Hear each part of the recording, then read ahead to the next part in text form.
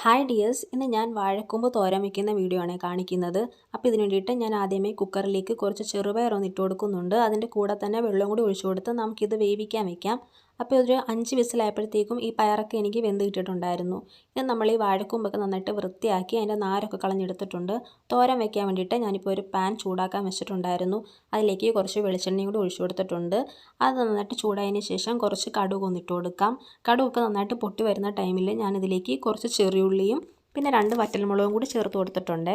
ഇനി നമുക്കിത് നന്നായിട്ടൊന്ന് വഴറ്റി കൊടുക്കാം. അതിലേക്ക് ഞാൻ കുറച്ച് കറിവേപ്പിലയും കൂടി ഒന്ന് ചേർത്ത് കൊടുത്തിട്ടുണ്ട്. ഉള്ളിയുടെ കളറൊക്കെ ഒന്ന് മാറി വന്ന ടൈമിൽ ഞാനിതിലേക്ക് നമ്മൾ നേരത്തെ വൃത്തിയാക്കി വെച്ചിരുന്ന വാഴക്കൂമ്പും കൂടി ഒന്നിട്ട് കൊടുക്കുന്നുണ്ട്. എന്നിട്ട് നമുക്കിത് നന്നായിട്ട് മിക്സ് ചെയ്ത് ഒരു 5 മിനിറ്റ് നമുക്കിതൊന്ന് അടച്ച് വെച്ച് വേവിക്കണം. അപ്പോൾ നമുക്കിതിലേക്ക് ഒരു തേങ്ങ അരപ്പിൻ്റെ ആവശ്യമുണ്ട്. അതിന് വേണ്ടിയിട്ട് ഞാനിപ്പോൾ കുറച്ച് തേങ്ങാ കഷ്ണങ്ങളിലേക്ക് മഞ്ഞൾപ്പൊടി, ചെറിയ ജീരകം, 3 വെളുത്തുള്ളി, 2 പച്ചമുളക് ഇത്രയും കൂടിയിട്ട് നമുക്കൊന്ന് ചതച്ചെടുക്കണം. ഇപ്പോൾ നമ്മുടെ ആ വാഴക്കൂമ്പൊക്കെ നന്നായിട്ടൊന്ന് വെന്ത് വന്നിട്ടുണ്ട്. ഇതിലേക്ക് നമ്മൾ വേവിച്ച് വെച്ചിരുന്ന ചെറുപയറും നമ്മൾ ചതച്ചെടുത്ത തേങ്ങ അരപ്പും കൂടി ഒന്നിട്ട് കൊടുക്കാം. എന്നിട്ട് നമ്മളിതിലേക്ക് കുറച്ച് ഉപ്പും കൂടി ചേർത്ത് ഇതേപോണക്ക് നമുക്കൊന്ന് അടച്ച് വെച്ച് വേവിക്കണം. ഇപ്പോൾ ഒരു 5 മിനിറ്റ് കൂടി കഴിഞ്ഞിട്ടുണ്ട്. നമുക്കിനി ഇത് നന്നായിട്ടൊന്ന് മിക്സ് ചെയ്ത് കൊടുക്കാം. നന്നായിട്ടിത് മിക്സ് ചെയ്തതിന് ശേഷം ഇതൊന്നും കൂടി നമ്മൾ അടച്ച് വെച്ച് വേവിക്കുന്നുണ്ട്.